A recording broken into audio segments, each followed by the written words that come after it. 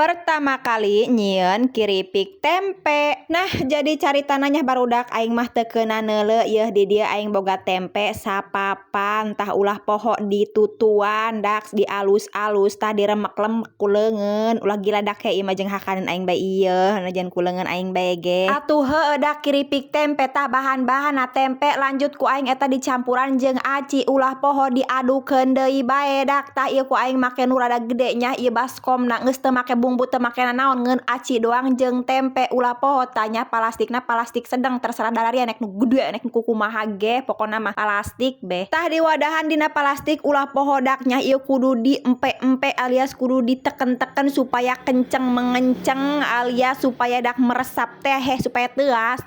Lanjut terus bae ieu nya di wadahan dak sampai bener-bener beak lanjut tuh ditalikeun tah aing di dieu karak meunang 2 tah meunang lagi ngeun 3 sapapan eta ngeun 3 dak acina ku aing saparapat. Jangan lupa dak ulah poho ieu ditusuk-tusuk supaya aya bolong supaya aya hawa ka jerona. Setelah ditenden sapeuting di dieu geus datang ka isukna deui caritana nya dak tah deuleu baju aing ge lain deui geus ku aing dikeuretan hayang leuwih ngeunah mah dak hayang leuwih bagus mah ditendeunna 3 poe ngeun aing ieu berhubung teu sabar makana iku aing langsung bae dikeureuthan sapeuting ge. Lanjut barudak digorengannya tadi aing geus nyiapkeun royco dak diseduh heula laju mapan engke geus rada setengah garing ulah poho dipake royco tah doang kieu dak supaya aya rasa soalna kan tina tempena tina kiripikna eueuh rasaan. Setelah sekian lama digorengnya barudak tah ieu geus asak ulah poho dijait dan hasilna tara tah lumayan bae dak jeung ngemil usim hujan mah komo.